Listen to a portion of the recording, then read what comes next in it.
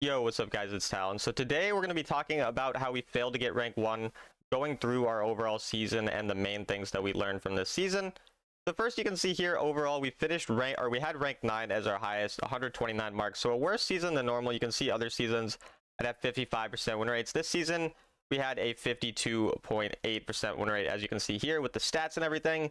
And we're going to kind of talk about why we think that is first. And then again, we're going to talk about the other things we learned as well in terms of gameplay and all of these types of things. So starting off with the champion pool. So you can see here, my most played champions, I have over a 55% win rate on. I have over a 55 on Renekton, almost 59 on Jace, 60 on Varus, 53 on Thresh, almost 55 on Vi, and 56 on Warwick. So my most played champions all have very high win rates. But then when you go down lower, 50 on Syndra, 42 on Echo.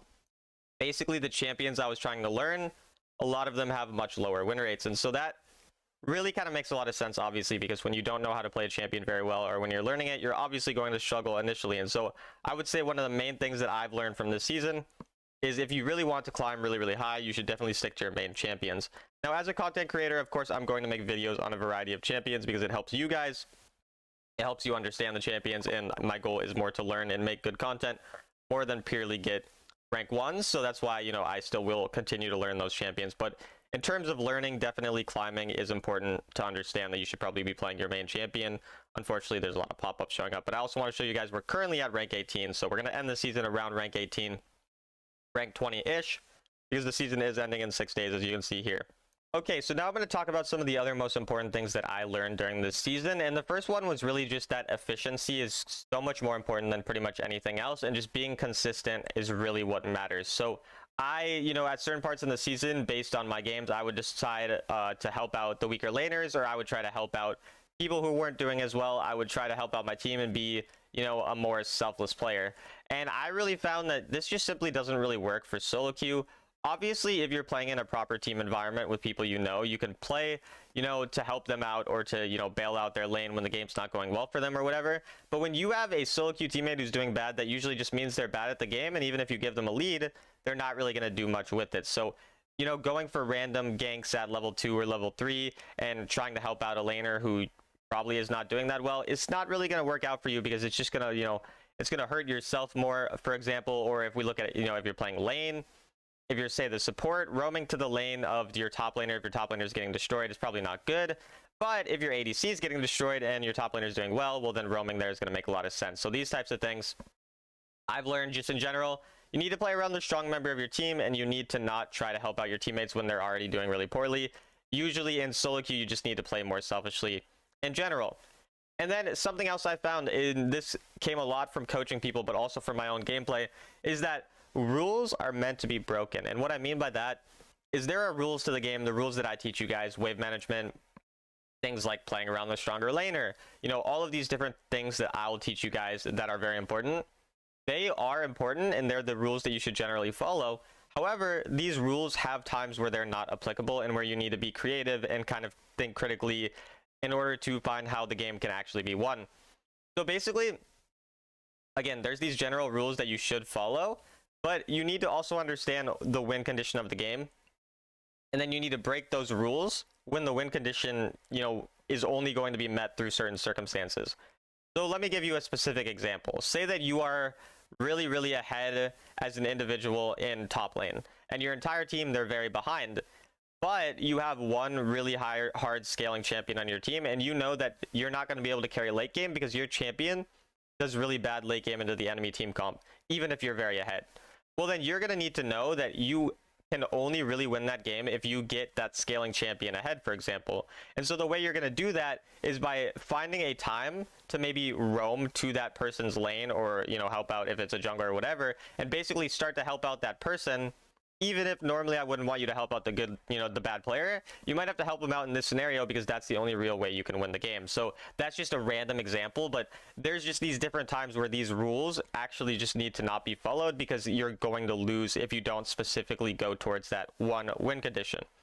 Another thing I learned, counterpicking really is overrated. I mean, usually a skill diff is what matters a lot more. So I can, for example, beat most Malphites as a Jace, even though it's a really, really, really bad matchup. And that's just because they're not going to understand the matchups as well as me. I've played against probably 50 Malphites at this point, so I know how to play the matchup better than they know how to play it, and that's really what matters a lot more. A similar thing I found is that people don't understand how to play against champions they don't see often. So when Warwick became meta and I started learning Warwick, nobody knew what my champion does, and people frankly still don't know what my champion does. And so I found that when I'm locking in Warwick, I can take advantage of the fact that people don't know how this champion works. So oftentimes obscure champions or champions, who aren't seen much and whatever, you can take advantage of the fact that nobody really plays with or against them to just, very easily kind of destroy people. So definitely keep that in mind, that you can take advantage of sometimes these off-meta champions for things like that in order to surprise your opponent. So definitely don't be afraid to play your off-meta pick if you're really confident with it and all of those types of things.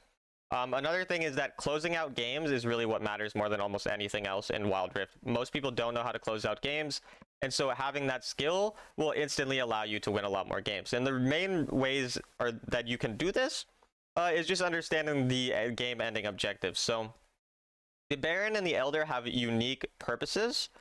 The purpose of the Elder Dragon is combat. Obviously, if you get the Elder Dragon, you're much stronger in terms of fighting. You can pretty much win every fight. So the Elder Dragon you're going to value over the Baron in most circumstances because it helps you to actually win fights. And so you'll get that Elder Dragon. Once you get the Elder Dragon, instead of trying to end the game, you're going to now go get the Baron and use the Baron to end the game. The reason you're going to do this is because having that Elder means that you're going to get the Baron nearly guaranteed, because you'll win any fight at Baron, and then use that Baron to then actually buff up your minions to actually be able to end the game. If you do this in reverse, what ends up happening is you'll get the Baron, you'll use that Baron to maybe get pressure and get the Elder, but you're not going to be that much stronger in terms of fighting, so the enemy might end up getting the Elder. And even if you do get the Elder, your Baron's already going to be half expired because you wasted so much time, and now the enemy are going to be able to stall out with good wave clear, and you're not going to end the game. So understanding how to actually end the game, and also understanding win conditions, which again helps you end the game. So understanding, again, do I need to end this game in the first 10 minutes? Do I need to really snowball because my champions are all good early game? Can I just wait and be patient and scale up because our champions are much better late game than the enemy? These types of things, understanding how to end games, overall one of the most important things. Another thing that I learned, again, kind of similar to why people don't know how to end games, is that comebacks are really, really often going to occur, and that you should really never give up in games. I've had at least 10 games this season down 10k gold where I ended up winning. It's not rare, even in Sovereign lobbies, for the people to not know how to end the game and for you to be able to come back. So I definitely recommend never giving up. Keep trying, just keep trying to win those games, and you will definitely be rewarded for it with some random comebacks. And it's quite a morale boost as well when you have these really weird comebacks that you never expected to win. It's pretty funny, pretty entertaining, so that obviously helps as well. After that, I also learned that turret platings are very, very OP, guys. And these are the really, such an underrated source of gold. Obviously, people know to take turret plates, if you're in a lane and you kill someone, but there's other times where you can create opportunities to take turret plates. So for example, if you're a mid laner and you roam to top lane and you kill the top laner, instead of immediately recalling, oftentimes you can push out that wave with your top laner and get 3 or 4 turret plates. Similar as a jungler, if you gank someone, stick around for those turret plates for a bit longer instead of recalling right away, again, for a similar reason. You can do this as, a support even. You can find a lane to gank, play around that lane, and get those turret plates. Taking runes like Demolish can sometimes be really useful on certain supports. I found, for example, on Thresh, I really like taking Demolish with Transcendence and X-Flash, and then going Bone Plating as my additional rune. And I think that's a setup you can do on a lot of early game champions who are especially tank supports and stuff like that. So finding ways to get these extra plates, these extra turret plates, is really a valuable thing that you can do, and not many people do it, so definitely something to keep in mind as well. Another thing I learned is just, again, play to your strengths as a player. So this, in one sense, came towards the champion pool thing, where I was talking about how I need to play my specific champions if I do just want to climb. That's overall the best way to climb. But this can also be in roles and other things as well. Oftentimes, I will coach someone, and there'll be a person who doesn't stick to one role. They play many, many roles. They just they get bored, they get discouraged, they go to another role. If you're going to do this, you're probably not going to climb very well. Obviously, again, I play autofill, not because I recommend it to climb. I genuinely, recommend playing 1 or 2 roles. But for me, again, I make content on the rules, so that's kind of, you know, my thing is making content on every rule. So that's why I do that, even if it might not be the best way to climb. But had I stick to one rule the whole season, it might be a different story, or stick to one champion or a couple champions. So basically, play to your strengths. If you're a really good early game player, make your entire champion pool based around the early game snowballing. If you're a really good jungler and support player because you don't like last hitting, play only those roles and only play the champions you're good in those roles. Basically, stick to your strengths as a player rather than trying to become a jack of all trades, because that's not really going to be the best way in most situations to climb if that is really overall your goal. But overall, that's about going to do it for the video, guys. Again, I just want to talk about the main things that I learned from this season. Again, a lot of it comes down to just playing around the type of player you are and to your overall strengths. Obviously, again, I'm trying to become a very versatile player because I want to make a lot of content for you guys, even if that means maybe not climbing as high. Obviously, we still ended up hitting rank 9 this season and being in the top 20 to end the season out, so I'm obviously still very happy with the overall result. I had a lot of fun making a lot of content. You guys in general have given me a lot of support lately, and it really does mean a lot, and I appreciate all the recent follows and everything like that. So if you have ideas for content, if you have questions or anything that you want me to do for the end of the season in terms of content to try to help you guys climb, to help you understand how you can climb next season, all these types of things, let me know in the comments below. As always, I also do coaching for $15 an hour, so if you're interested in that, DM me on Discord, link in the description to that.